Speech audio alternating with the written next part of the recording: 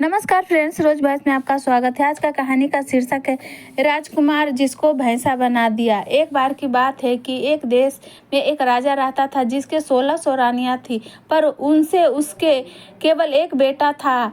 उसका यह बेटा बहुत सुंदर था। राजा अपने इस बेटे की शादी किसी ऐसी राजकुमारी से करना चाहता था जो उसके बेटे जैसी ही सुंदर हो। इत्तेफाक से एक और राजा था, उसके भी 1600 रानियां थी और एक ही बेटी थी, वह भी उसके राजकुमार जितना ही सुंदर थी। उस राजा की भी उतनी ही इज्जत थी जितनी इसकी। जिस राजा के लड़का था, उस राजा के पास एक बहुत ही अक्लमंद और वफादार तोता था। राजा उससे बहुत सारे मामलों में सलाह लिया करता था और उसकी सलाह वह मानता भी था। बड़ी बड़ी मुश्किलों समस्याओं में वह उसकी सलाह लेता था। यही सोचकर इस समय भी उसने अपने तोते को बुलाया और उसको अपनी इच्छा बताई। उसने उससे जाने के लिए कहा और वैसे ही बहू ढूंढने के लिए कहा जैसी वह अपने बेटे के लिए चाहता था।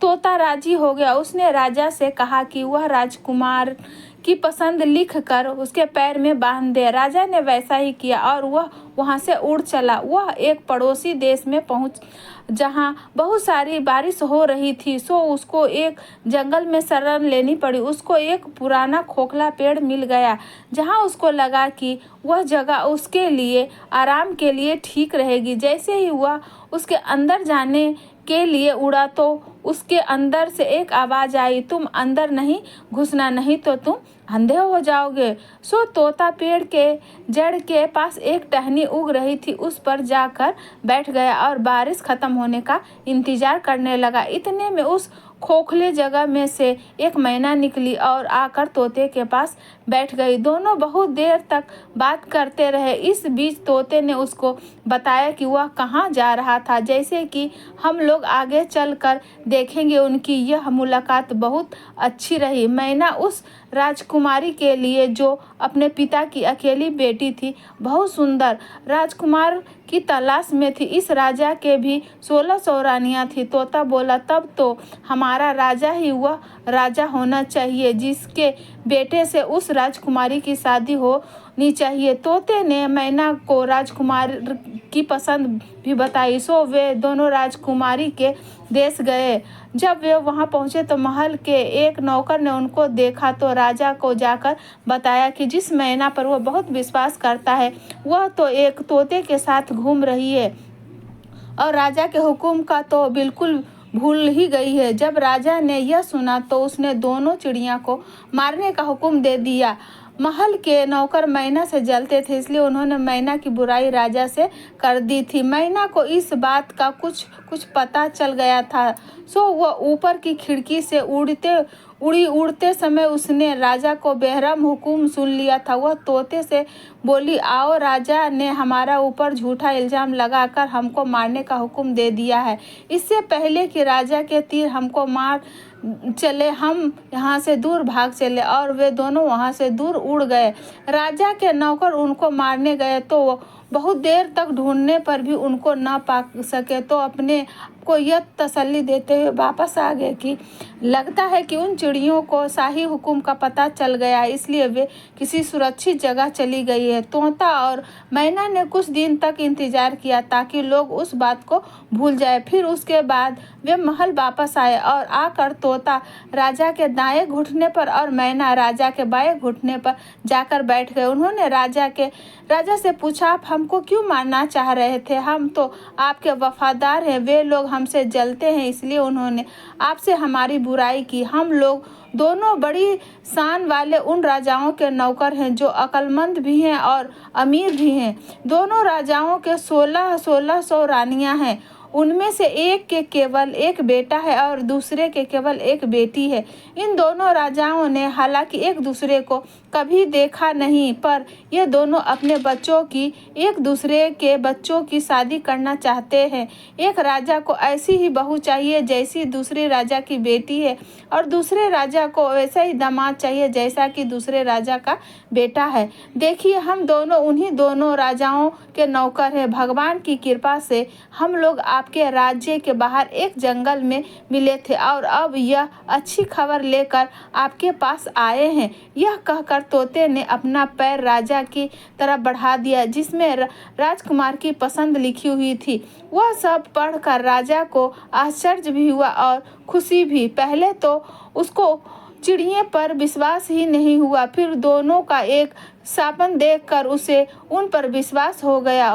उसने तस्वीर लेकर अपने शाही जनन खाने में भेज दी और अपनी 1600 पत्नियों से कहा कि वे उस तस्वीर को देखकर बताएं कि वह अपनी राजकुमारी के लिए उस राजकुमार को पसंद करती है या नहीं। कुछ दिन बीत गए पर तस्वीर वापस नहीं आई। राजकुमारी को तो वह तस्वीर इतनी पसंद आई कि वह उसको अपने हाथ में ही लिए रखती। खैर कुछ दिन बाद जनन खाने से जवाब आया कि राजकुमार सबको बहुत पसंद है, अब उसकी शादी जल्दी ही हो जानी चाहिए क्योंकि राजकुमारी तो राजकुमार को देखे बिना ही नहीं पा रही है। जैसे ही वह जवाब राजा के पास पहुंचा तो राजा ने तोते को यह कहकर वापस भेज दिया कि वह अपने मालिक से कह दे कि राजकुमार की मनपसंद लड़की मिल गई है और वे 4 महीने के अंदर अंदर शादी के लिए यहाँ आ जाए। तोते ने आदर के साथ राजा को झुककर नमस्कार किया और अपने देश उड़ गया। अपने देश पहुंचकर उसने राजा को अपनी यात्रा की सफलता के बारे में बताया। राजा यह सुनकर बहुत खुश हुआ। उसने तुरंत ही इस शानदार मौके की शानदार तरीके से मनाने का हुक्म दे दिया। राजकुमार के लिए सबसे कीमती और बढ़िया कपड़े बनवाए गए, घोड़े के लिए बहुत शानदार जीप बनवाई गई, सिपाहियों की भी नई और बढ़िया यूनिफॉर्म बनवाई गई। बहुत सारे तरह की भेंट जैसे अनमोल हीरे जवाहरात, बढ़िया कपड़े, मुश्किल से मिलने वाले फल, कीमती मसाले और बढ़िया किस्त के इत्र इकट्ठा किए गए। हर चीज को याद करके इकट्ठा किया गया। महीना जल्दी ही गुजर गए। इतनी तैयारियों में समय कब निकल गया पता ही नहीं चला। पर अफसोस शादी के कुछ दिन पहले ही राजकुमार का पिता बीमार पड़ा और मर गया। परिवार वालों के लिए यह एक बहुत बड़ा धक्का था। राजकुमार को अपना जाना टालना पड़ा क्योंकि ऐसे समय पर वहां से चलना उसका अपने पिता का अपमान करना दिखाता था। उसने कुछ समय तक इंतजार किया। जैसे ही उसके पिता की मौत का अफसोस का समय बीता वो वहां से चल दिया। तोते ने उसको रास्ता दिखाया। राजकुमारी के देश कोई बहुत दूर नहीं था, सो वह जल्दी ही वहां पहुंच गए। राजकुमार ने अपने डेरे महल के पास वाले बगीचे में डाल दिए। अगर राजकुमार उस बगीचे में न घुसा होता तो अच्छा होता क्योंकि वहां उसका तोता मर गया। उस वफादार चिड़िया को वहां के माली ने मार डाला क्योंकि वह कुछ खजूर तोड़कर राजकुमार की तरफ फेंक रहा था। जैसे ही राजकुमार के ऊपर यह मुसीबत आई उसके कुछ देर बाद ही उसने सुना कि राजकुमारी के पिता ने अपनी बेटी की शादी उससे करने का से इनकार कर दिया क्योंकि उसका पिता मर गया था। बगीचे में डेरा डालने के कुछ दिन बाद ही राजकुमारी बाहर सैर करने के लिए अपनी पालकी में जा रही थी। इत्तेफाक से वह उसी रास्ते से गुजरी जिस रास्ते पर वह बगीचा था। उसने बगीचे पर नजर डाली तो वहां राजकुमार को देखा तो वह उसे पहचान गई क्योंकि उसकी तस्वीर अभी भी उसके पास थी। उसने उस समय तो उससे कुछ नहीं कहा और अपनी पालकी ढोल वाले कहारों को वापस महल चलने के लिए कहा। उसको अपनी प्रेमी मिल गया था। उसी समय से उसको सब कुछ बहुत अच्छा लगने लगा। शाम को खाने के समय उसने अपने खाने में से आधा खाना खाया और बचा हुआ आधा खाना राजकुमार की तस्वीर के साथ राजकुमार को भेज दिया। उसने अपनी नौकरानी से कहा कि वह राजकुमार से कहे कि वह उसे खा ले और अगर वह न खाए तो उसमें अपनी उंगली घुसा दे। नौकरानी ने वैसा ही किया। राजकुमार ने खाना नहीं खाया तो नौकरानी ने उसको खाने की प्लेट में उंगली घुसाने के लिए कहा। जब उसने प्लेट में रखे हुए चावल में उंगली घुसाई तो वहाँ उसको अपनी तस्वीर मिली। उसने सोचा कि राजकुमारी तो मुझे प्यार करती है। ऐसा सोचकर उसने अपने हाथ पोंछे एक चिट्ठी राजकुमारी के नाम लिखी और उसे नौकरानी को देकर वापस भेज दिया।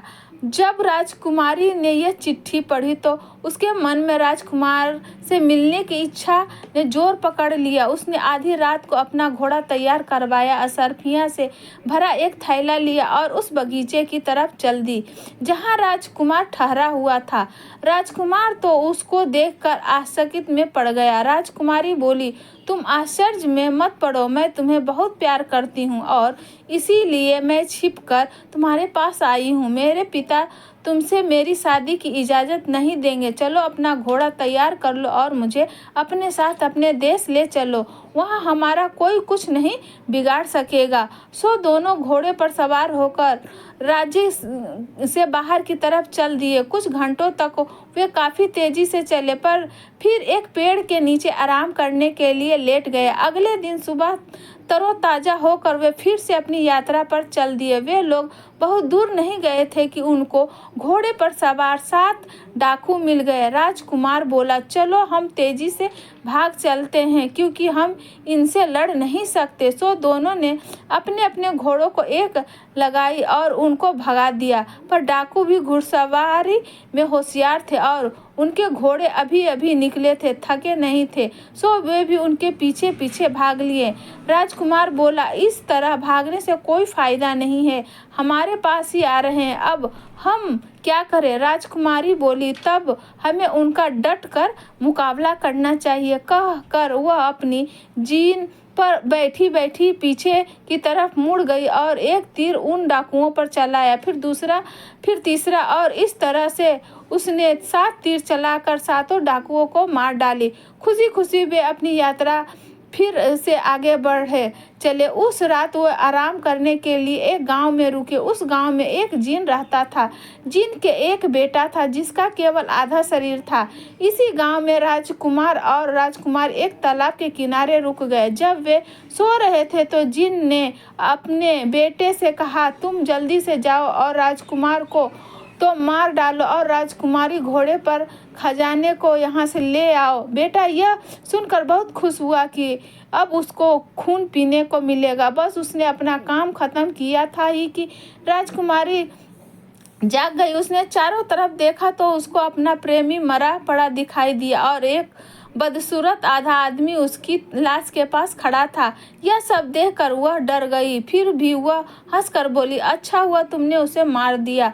अब तुम मुझे अपने साथ ले चलो और मुझसे शादी कर लो, पर पहले इस मरे हुए शरीर को कहीं गाड़ दो, तब हम यहाँ से जाएंगे।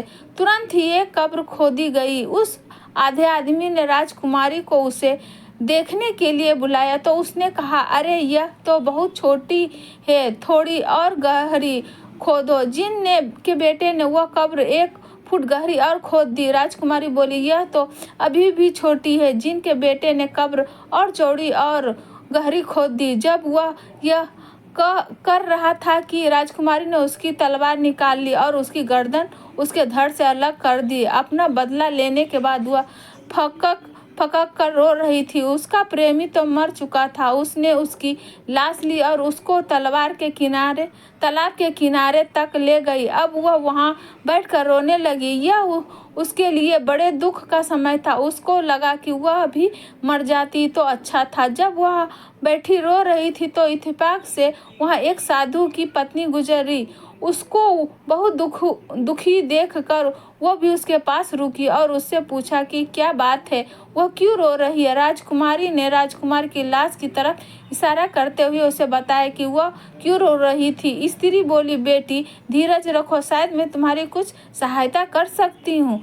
तुम तब तक यहीं इंतजार करो जब तक मैं वापस लौट कर नहीं आती हूँ। कहकर वह वहाँ से चली गई। घर जाकर उस स्त्री ने अपने पति को राजकुमारी का सारा हाल बताया।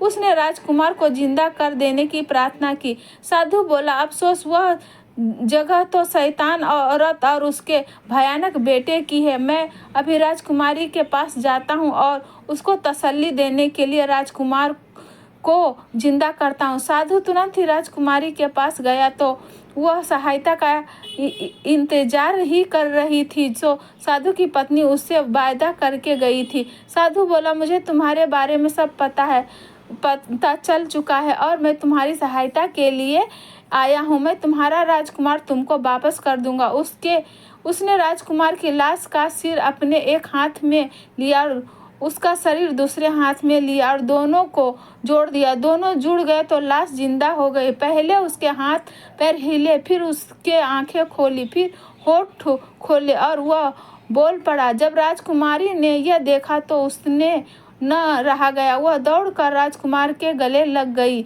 और खुश होकर मारे रो पड़ी। सब के लिए वह बहुत ही खुशी का मौका था, यह तक कि वो साधु के लिए भी जिसने उसको जिंदा किया था। उस रात राजकुमार और राजकुमारी किसी दूसरी जगह चले गए। यहाँ राजकुमारी की जान बहुत खतरे में थी। इस जगह एक जादूगरनी रहती थी, उसके एक बेटी थी। जैसे ही उसकी बेटी ने राजकुमार को देखा तो वह उससे प्रेम कर बैठी और उससे शादी करने चाहती थी। इसके लिए उसने एक तरकीब सोची। उसने अपनी माँ से राजकुमार और राजकुमारी को अपने घर खाने के लिए बुलाने के लिए कहा। जादूगरनी ने उसको अपने घर खाने के लिए बुलाया। जब राजकुमार उसके घर के कमरे देख रहा था तो जादूगरनी ने उसके गले में रस्सी का फंदा डाला और उसको एक भैंस में बदल दिया। सारा दिन वह भैंसा जादूगरनी की बेटी के पीछे पीछे घूमता रहा। जहाँ वह जाती वह उसके पीछे जाता। रात को वह उसके गले से रस्सी का फंदा निकाल लेती तो वह राजकुमार बन जाता और उसके साथ सोता। इस तरह कई दिन बीत गए। राजकुमारी बहुत दुखी थी, उसको पता ही नहीं था कि वह क्या करे। कभी वह सोचती कि राजकुमार ने उसको छोड़ दिया, कभी वह सोचती कि शायद उसका कत्ल हो गया है।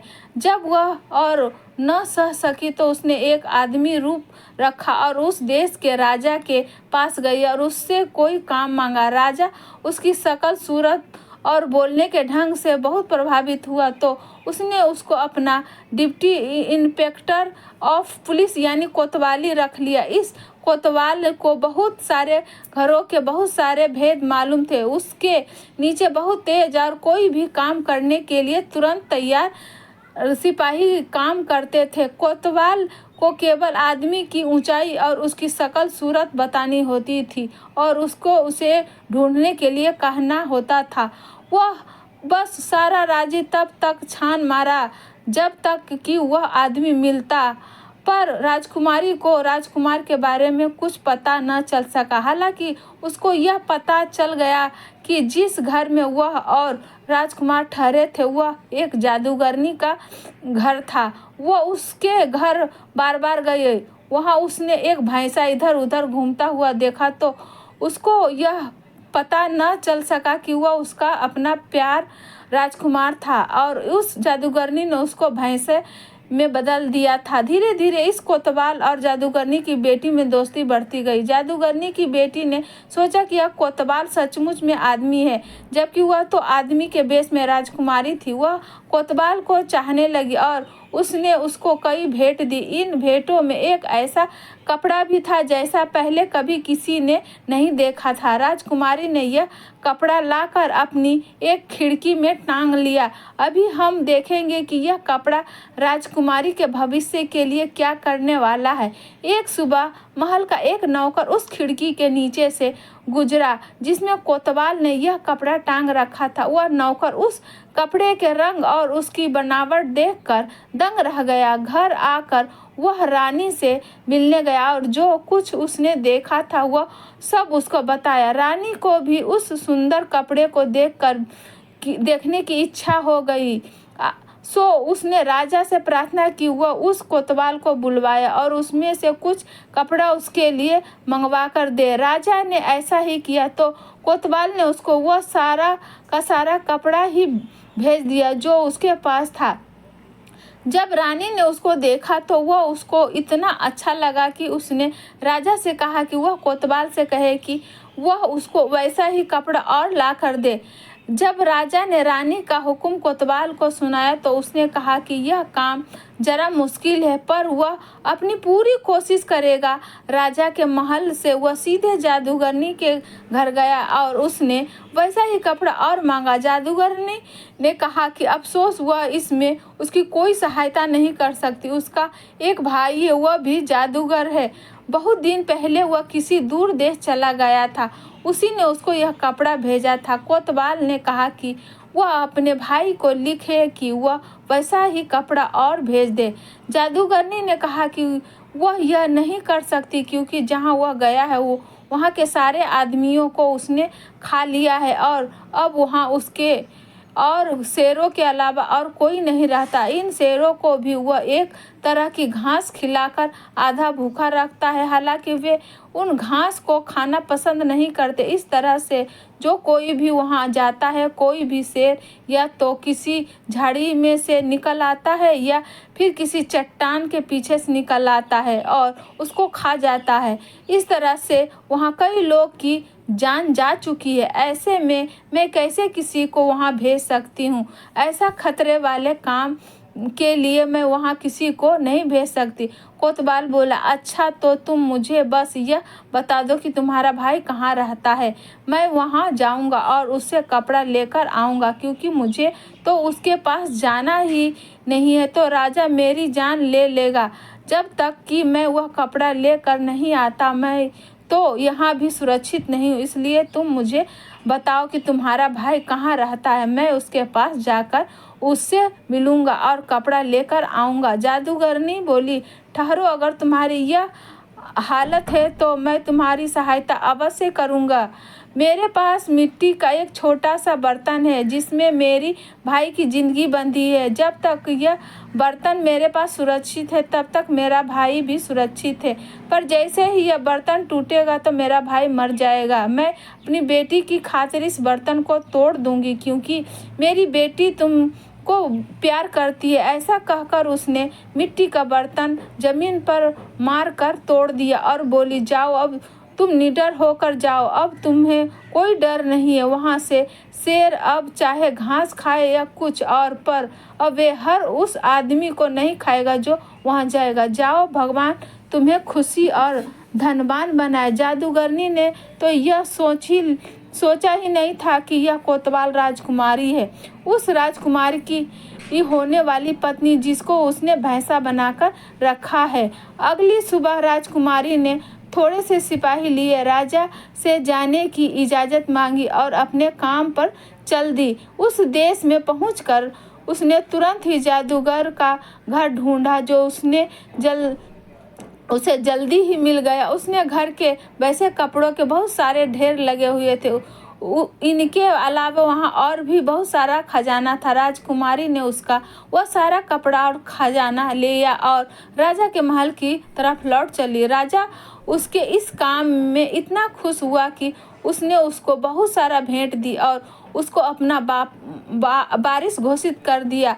कुछ साल गुजर गए, राजा मर गया। अब वह कोतवाल उस राज्य पर राज कर रहा था। उसको कुछ पता चला कि राजकुमार को क्या हुआ था, सो उसने अपने राज्य भर में सारे भैंसों को अपने सामने पेश होने का हुक्म दिया। सारे भैंस एक जगह पर आ गए, इकट्ठे हुए। राजकुमारी ने खुद ने उनकी सबकी जांच की। उसने बोली, उनमें से किसी भी भैंसे ने उनकी बात का जवाब नहीं दिया और न उनको पहचाने। फिर उसने पुलिस को हुक्म दिया कि वे लोग सब जगह जाकर देखे कि किसने उनका हुक्म नहीं माना। पुलिस ने कुछ आदमियों जादूगरनी के घर आए तो उन्होंने देखा कि उनके अपना भैंसा राजा के पास नहीं भेजा था। उन्होंने भैंसे को रस्सी से पकड़ा और राजा के पास ले गए। जादूगरनी ने उसकी जादुई रस्सी को अपने हाथ में पकड़ रखने की बहुत कोशिश की, पर सब बेकार। पुलिस ने उसको छोड़ ही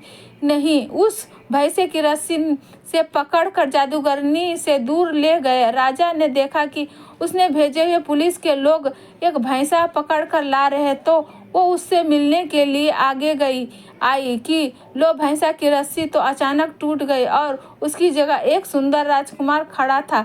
राजकुमारी बोली, यकीन यह जादूगरनी तो बहुत ही नीच औरत है। इसको इस दुनिया में रहने का कोई हक नहीं। कल सुबह इसको मार दिया जाए और राजकुमार को हमारे महल में ठहराया जाए। अब आगे की कहानी तो बिल्कुल साफ है।